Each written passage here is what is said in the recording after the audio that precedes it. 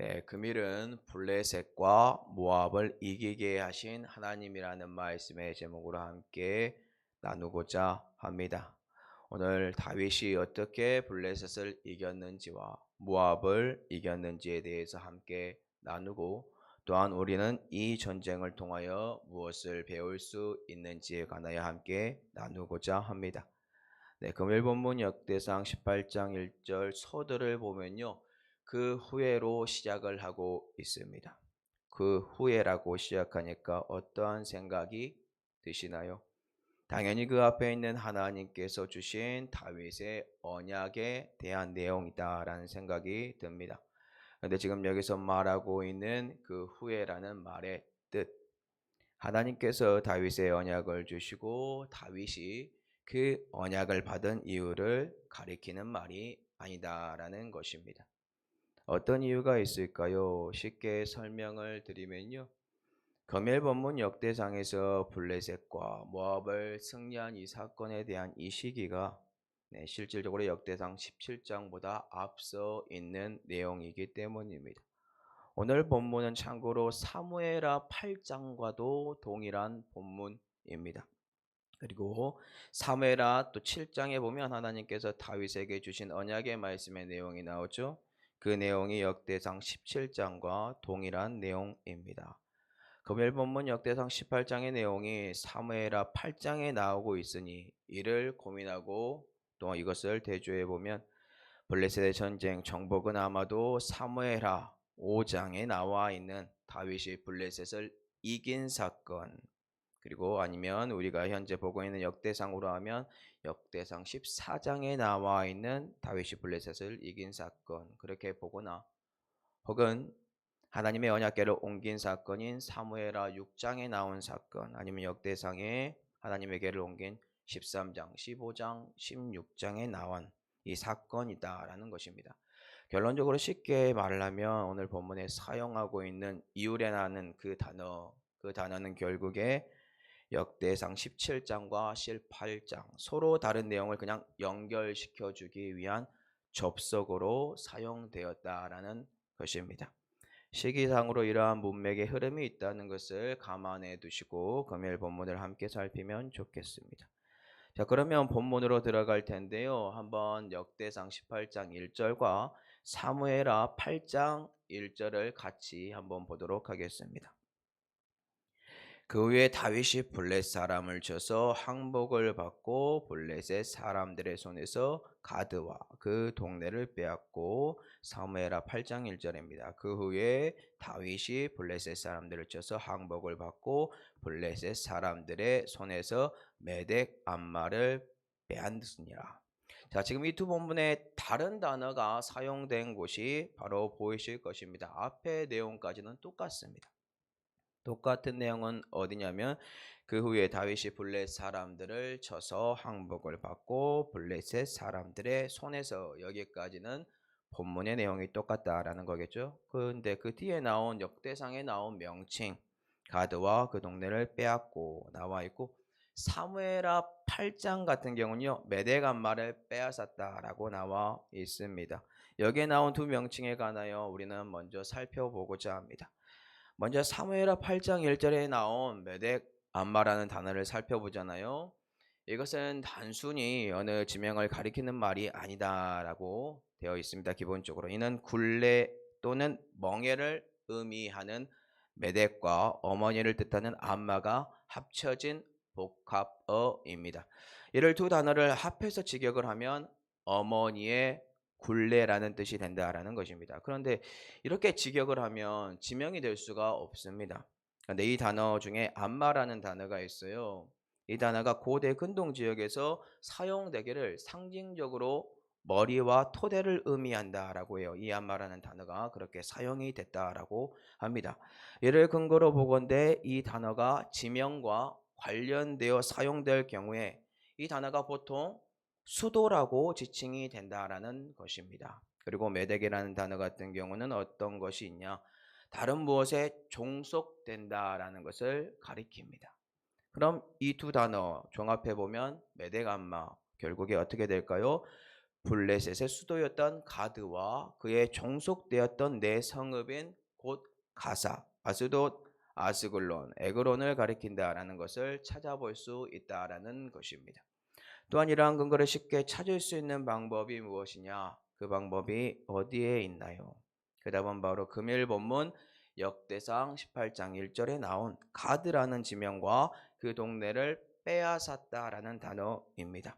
여기서도 가드라는 지명이 나오고 네 성읍인 가사, 아스돗, 아스글론, 에그론이라는 명칭은 나오지 않지만 가드와 그 동네를 빼앗고라고 했을 당시에 그 동네가 바로 메덱 암마라는 단어를 토대로 조사를 해보면 결국에는 블레셋의 수도였던 가드에 종속되었던 네 성읍인 가사, 아즈돗, 아스글론, 에그론이라는 것을 발견할 수 있게 된다는 것입니다. 그럼 1절을 통해 우리는 무엇을 배울 수 있을까요? 다윗이 블레셋을 사람들을 쳤는데 그들에게 항복을 받아내었고 블레셋 사람들의 손에서 그들의 수도였던 가드와 네 성읍인 가사, 아스돗, 아스글론, 에그론을 빼앗았다라는 것을 우리는 발견할 수 있다라는 것입니다. 그럼 블레셋을 정복한 다음에 어떠한 일이 또 벌어졌는지 함께 볼 텐데요. 다윗이 모앗을 침으로 이긴 사건이 발생하게 됩니다. 자, 역대상 18장 2절과 사무엘하 8장 2절을 같이 보도록 하겠습니다. 또 모압을 치매 모압 사람이 다윗의 종이 되어 조공을 바치니라. 사무엘하 8장 2절입니다. 다윗이 또 모압을 쳐서 그들로 땅에 엎드리게 하고 줄로 재어 그 두 줄 길이의 사람을 죽이고 한 줄 길이의 사람은 살리니 모압 사람들이 다윗의 종들이 되어 조공을 드니니라. 아멘. 이 두 구절을 비교해 보면요. 역대상은 그저 다윗이 모압을 치고 모압 사람이 다윗의 종이 되어 조공을 바치는 이야기로 끝이 납니다. 사무엘하 8장 같은 경우는요. 모압을 쳐서 그들로 땅에 엎드리게 하고 줄로 재어 그 돌줄 길이의 사람은 죽이고 한 줄 길이의 사람은 살려주고 모압 사람들이 다윗의 총들이 되어 조공을 드리는 사건이 발생하게 됩니다. 이 두 구절의 차이가 무엇이라고요? 역대상은 다윗이 사람을 죽인 사건을 기록하지 않고 있는 반면 사무엘하는 모압 사람을 죽인 사건을 기록하고 있다라는 것입니다. 그럼 그러한 이유가 무엇일까요? 참고로 역대상에 기록된 말씀에는요. 다윗이 범죄한 밧세바 간음 사건이 등장하지 않아요. 이 말이 무슨 뜻이냐면 다윗의 악함을 제외하고 역대기를 썼습니다. 오늘 본문도 동일합니다. 사무엘 하에 나온 모압 사람들을 잔인하게 죽인 이야기보다 그를 추격함으로 다윗이 모압을 쳐서 이긴 사건, 승리에 초점을 두므로 다윗을 높이고 있다라는 것입니다. 자, 그럼 왜 다윗과 이 모압 전쟁 벌어진 것일까요? 블레셋 같은 경우는요, 우리가 이방 국가예요. 블레셋 같은 경우는 또 이스라엘과 전쟁이 자주 벌어진 원수 국가라는 것을 쉽게 인정합니다. 근데 모압과 다윗이 전쟁을 벌인 이유는 찾기가 어렵습니다. 실제로 이스라엘 백성들은요, 모압을 인정하고 그들을 건드리지 않았습니다. 그 근거를 먼저 좀 살펴볼 텐데요. 신명기 2장 9절입니다. 여호와께서 내게 이르시되 모압을 괴롭히지 말라. 그와 싸우지도 말라. 그 땅을 내가 내게 기업으로 주지 아니하리니 이는 내가 롯 자손에게 아뢰를 기업으로 주었습니다. 방금 읽은 신명기 2장 9절의 말씀은요. 여호와께서 이스라엘 백성이 광야 생활을 하고 있을 때 그 백성들에게 주신 말씀입니다. 이스라엘 백성들이 행진하는 경로 가운데요. 모압을 지나가야 해요. 근데 그때 하나님께서 하신 말씀이 무엇이다라고요? 모압 괴롭히지 말아라. 그와 싸우지도 말아라. 그 땅 내가 롯 자손에게 주었다. 기업으로 주었다라고 해요. 하나님께서 그들에게 기업으로 주신 거니까 건들지 말라라고 합니다. 자, 룻기 1장 1절도 한번 살펴볼게요. 사사들이 치리하던 때에 그 땅에 흉년이 드니라. 유다 베들레헴의 한 사람이 그의 아내와 두 아들 데리고 어디로 가냐면 모압 지방에 가서 거류하였는데 사사들이 치리하던 때 나오미의 남편이요 자신의 땅에 흉년이 드니까 자신의 가족들을 데리고 가서 거주했던 곳이 바로 모압입니다. 이를 통해 보건대 이스라엘과 모압의 관계는 좋았다, 우호적이었다라는 거예요. 금일 역대상에 나온 모압과 다윗의 관계 또한 조사를 해보잖아요. 그 과거를 실제로 두 나라의 관계가 좋았습니다. 그걸 쉽게 찾아볼 수 있어요. 다윗이요, 어려웠을 당시에 다윗은 모압 왕에게 가서 자신의 부모의 안전을 부탁하는 모습이 있습니다. 그 사건이 발생하는데 사무엘상 22장 3절에서 4절입니다. 다윗이 거기서 모압 미스베로 가서 모압 왕에게 이르되 하나님이 나를 위하여 어떻게 하실지를 내가 알기까지 나의 부모가 나와서 당신들과 함께 있게 하기를 청하나이다 하고 부모를 인도하여 모압 왕 앞에 나아갔더니 그들은 다윗이 요새에 있을 동안에 모압 왕과 함께 있었더라. 사무엘상 22장은요, 다윗이 사울을 피하여 도망간 이후의 모습입니다. 사무엘상 22장을 통하여 우리는 무엇을 알 수 있습니까? 바로 도망자 신세였던 다윗과 모압 사이, 모압 그 두 나라의 사이가 좋았다라는 거예요. 그런데 오늘 본문은 사이가 좋았던 이 모압을 친 다윗의 모습을 보게 됩니다. 이 말이 다윗이 모압을 배신했다라는 말일까요? 다윗의 행보를 보건대 그는 사울 왕을 죽일 수 있는 상황에서도 하나님께서 그를 기름 부은 사람이기 때문에 죽이지 않습니다. 그리고 사울 왕의 옷깃만 잘랐음에도 불구하고 마음이 찔렸던 사람이 다윗입니다. 그런 사람이 갑자기 돌변해 모압을 쳤다. 그것은 말의 앞뒤가 맞지 않습니다. 그럼 무슨 뜻이냐? 다윗과 친분이 있는 모압 왕은 죽고 새로운 모압 왕이 왕위에 올랐는데 그가 다윗과 이스라엘을 위협하니까 다윗이 모압을 쳐서 모압 사람들이 다윗의 종이 되어 조공을 바쳤다라고 유추할 수 있다라는 거예요. 왜냐하면 신명기나 방금 룻기의 말씀 그리고 다윗의 과거의 모습들을 통하여서 우리는 알 수 있기 때문이다. 무엇을 알 수 있느냐?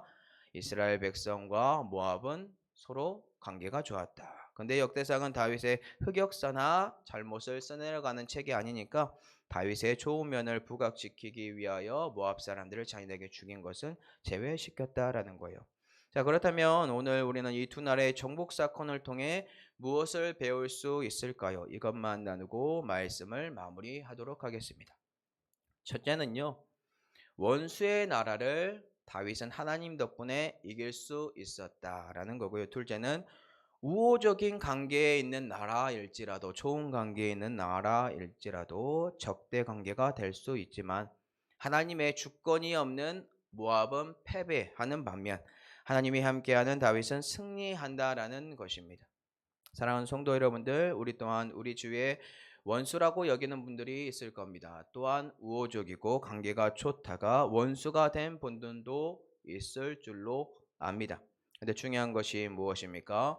다윗은 승리하였고 원수들은 졌습니다. 그런데 여기에는 비밀이 숨겨져 있는데 절대적인 승리의 비결이 다윗에게 있는 것이 아니라 하나님에게 있다라는 것을 꼭 기억하시기 바랍니다. 즉 하나님께서 다윗의 편에 섰기 때문에 다윗이 오늘 블레셋과 모압이라는 나라를 쳐서 승리하였습니다.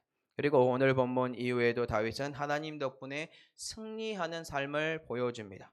오늘 우리는 다윗의 승리를 묵상하고 그 묵상 가운데서 하나님의 주권만을 의지하며 신앙 생활을 해야 할 줄로 믿습니다. 그래야만 오늘 하루 나에게 다가오는 원수인 블레셋과 모압이라는 사단의 무리들을 하나님 덕분에 성도 여러분들이 넉넉히 이길 수 있으니까요.